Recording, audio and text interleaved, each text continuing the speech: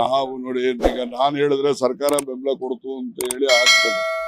ಆದ್ರೆ ಯಾವುದೇ ಭಾಷೆ ಆಧಾರದ ಮೇಲೆ ಯಾರನ್ನೇ ದ್ವೇಷ ಮಾಡ್ತಕ್ಕಂಥದ್ದು ಸರಿಯಾದಂತದ್ದಲ್ಲ. ಈಗ ಕನ್ನಡಿಗರು ಮರಾಠಿಗರನ್ನು ದ್ವೇಷ ಮಾಡೋದು, ಮರಾಠಿಗರು ಕನ್ನಡಿಗರನ್ನು ದ್ವೇಷ ಮಾಡತಕ್ಕಂಥ ಪ್ರಕ್ರಿಯೆ ಕೆಲವು ಕಿಡಿಗೇಡಿಗಳಿಂದ ನಡೆದಿದೆ. ಇಲ್ಲೂ ನಡೆದಿದೆ, ಅಲ್ಲೂ ನಡೆದಿದೆ.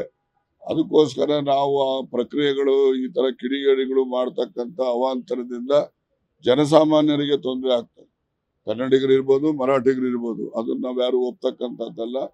ಆ ವಿಚಾರದಲ್ಲಿ ನಾವು ನಮ್ಮ ಸರ್ಕಾರ ಈಗಾಗಲೇ ಅವರು ಮಹಾರಾಷ್ಟ್ರ ಸರ್ಕಾರದ ಹಿರಿಯ ಅಧಿಕಾರಿಗಳ ಜೊತೆನಲ್ಲಿ ನಮ್ಮ ಮುಖ್ಯ ಕಾರ್ಯದರ್ಶಿಗಳು ಕೂಡ ನನ್ನ ಸಮಕ್ಷಮದಲ್ಲಿ ಅವರು ಕೂಡ ಮಾತಾಡಿದ್ದಾರೆ.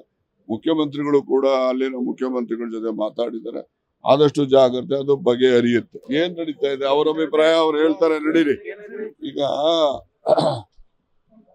ರಾಹುಲ್ ಗಾಂಧಿ ಅವರು ಯಾರು ನನಗೆ ಗೊತ್ತಿಲ್ಲ ಅಂತ ಹೇಳಿದವನು ಸದ್ಗುರು ಏನ್ ಹೇಳ್ತಾರೆ, ರಾಹುಲ್ ಗಾಂಧಿ ಯಾರೋ ನನಗೆ ಗೊತ್ತೇ ಇಲ್ಲ ಅಂತ ಹೇಳ್ತಾರೆ. ಹೌದಲ್ವಾ? ಲೋಕಸಭಾ ಸದಸ್ಯ ಇಲ್ಲೇ ಇದ್ದಾರೆ. ನಮ್ಮ ನಾಯಕರಾಗಿರ್ತಕ್ಕಂಥ ರಾಹುಲ್ ಗಾಂಧಿ ಅವ್ರನ್ನ ಲೋಕಸಭೆಯಲ್ಲಿ ಯಾರ್ಯಾರು ಏನೇನ್ ಮಾತಾಡ್ತಾರೆ ಅಂತಕ್ಕಂಥದ್ದನ್ನು ನನಗಿನ್ನ ಜಾಸ್ತಿ ವಿವರವಾಗಿ ಅವ್ರಿಗೆ ಗೊತ್ತಿದೆ.